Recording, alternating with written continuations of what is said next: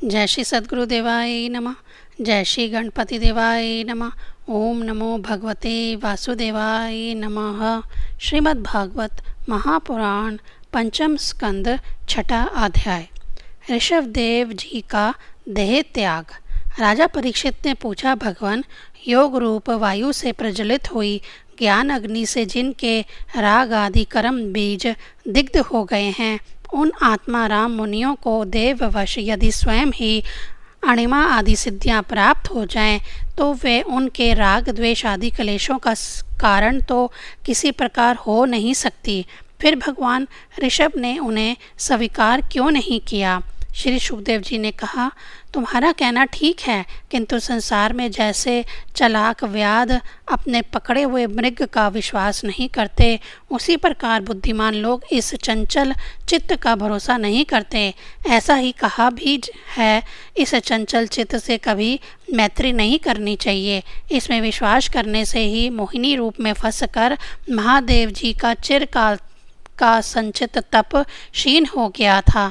जैसे व्याभिचारिणी स्त्री जार पुरुषों का अवकाश देकर उनके द्वारा अपने में विश्वास रखने वाले पति का वध करा देती है, उसी प्रकार जो योगी मन पर विश्वास करते हैं, उनका मन काम और उसके साथ ही क्रोध आदि शत्रुओं को आक्रमण करने का अवसर देकर उन्हें नष्ट भ्रष्ट कर देता है।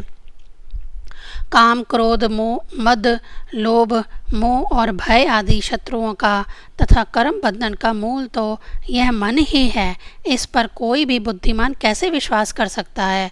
इसी से भगवान ऋषभदेव यद्यपि इंद्र आदि सभी लोकपालों के भी भूषण स्वरूप थे, तो भी वे जड़ पुरुषों की भांति अवधूतों के से विविध वेश, भाषा और आचरण से ईश्वरीय ईश्वरीय भाव को छिपाए रहते थे। अंत में उन्होंने योगियों को देह त्याग की विधि सिखाने के लिए अपना शरीर छोड़ना चाहा। वे अपने अंतःकरण में अभेद रूप से स्थित परमात्मा को अभिन्न रूप से देखते हुए वासनाओं की अनुवृत्ति से छूटकर लिंग देह के अभिमान से भी मुक्त होकर उपराम हो गए। इस प्रकार लिंग देह के अभिमान से मुक्त भगवान ऋषभदेव जी का शरीर योग माया की वासना से केवल अभिमान आभास के आश्रय ही इस पृथ्वी तल पर विचरता रहा। वह देववश कोंगण, वेंगण और दक्षिण आदि कुटक कर्नाटक के देशों में गया और मुंह में पत्थर का टुकड़ा डाले तथा बाल बिखेरे उन्मत्त के समान दिगंबर रूप से कुटुकाचल के वन में घूमने लगा। इसी समय झंझावात से झकोरे हुए बांसों के घर्षण से प्रबल दिव्य अग्नि धधक उठी और उनसे सारे वन को अपनी लाल लाल लिपटों में लेकर ऋषभदेव जी के सहित भस्म कर दिया। राजन, जिस समय कलयुग में अधर्म की वृद्धि होगी, उस समय कोंगण, वेगंग और कुटक देश का मंदमती राजा अरहत वहाँ के लोगों से ऋषभदेव जी के आश्रम अतीत आचरण का वृत्तांत सुनकर तथा स्वयं उसे ग्रहण कर लोगों के पूर्व संचित पाप फल रूप होनाहार के वशीभूत हो भय रहित स्वधर्म पथ का परित्याग करके अपनी बुद्धि से अनुचित और पखंडपूर्ण कुमार्ग का प्रचार करेगा।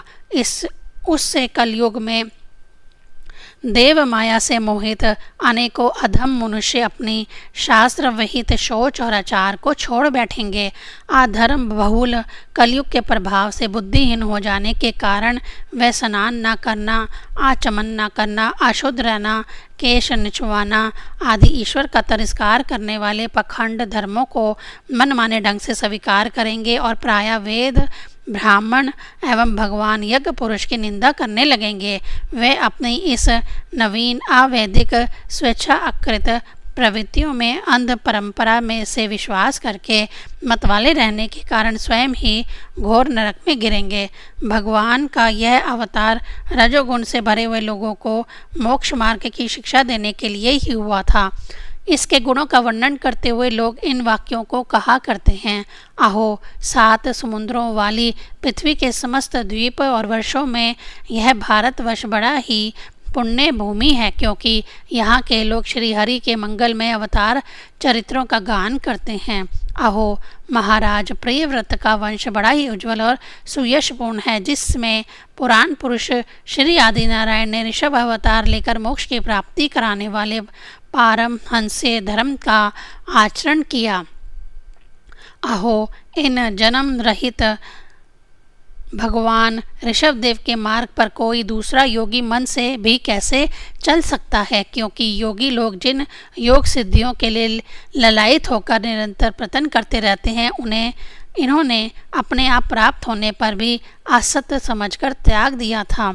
राजन, इस प्रकार संपूर्ण वेद, लोक, देवता, ब्राह्मण और गौओं के परम गुरु भगवान ऋषभदेव का यह विशुद्ध चरित्र मैंने तुम्हें सुनाया। यह मनुष्यों के समस्त पापों को हरने वाला है। जो मनुष्य इस परम मंगलमय पवित्र चरित्र को एकाग्र चित्त से श्रद्धा पूर्वक निरंतर सुनते या सुनाते हैं, उन दोनों को ही भगवान वासुदेव में अनन्य भक्ति हो जाती है। तरह तरह के पापों से पूर्ण, सांसारिक तापों से अत्यंत तपे हुए अपने अंतःकरण को पंडित जन इस भक्ति सरिता में ही नित्य निरंतर नहलाते रहते हैं। इससे उन्हें जो परम शांति मिलती है वह इतनी आनंदमयी होती है कि फिर वे लोग उसके सामने अपने ही आप प्राप्त हुए मोक्ष रूप परम पुरुषार्थ का भी आदर नहीं करते।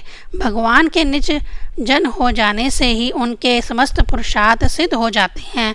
राजन, भगवान श्री कृष्ण स्वयं पांडव लोगों के और यदुवंशियों के रक्षक, गुरु, इष्टदेव, सुहृद और कुलपति थे। यहाँ तक कि वे कभी कभी आज्ञाकारी सेवक भी बन जाते थे। इसी प्रकार भगवान दूसरे भक्तों के भी अनेकों कार्य कर सकते हैं और उन्हें मुक्ति भी दे देते हैं, परंतु मुक्ति से भी बढ़कर जो भक्ति योग है उसे सहज में नहीं देते। निरंतर विषय भोगों की अभिलाषा करने के कारण अपने वास्तविक श्रेय से चिरकाल तक बेसुध हुए लोगों को, जिन्होंने करुणावश निर्भय आत्मलोक का उपदेश दिया और जो स्वयं निरंतर अनुभव होने वाले आत्मस्वरूप की प्राप्ति से सब प्रकार की तृष्णाओं से मुक्त थे, उन भगवान ऋषभदेव को नमस्कार है। छठा अध्याय संपूर्ण। ओम नमो भगवते वासुदेवाय नमः।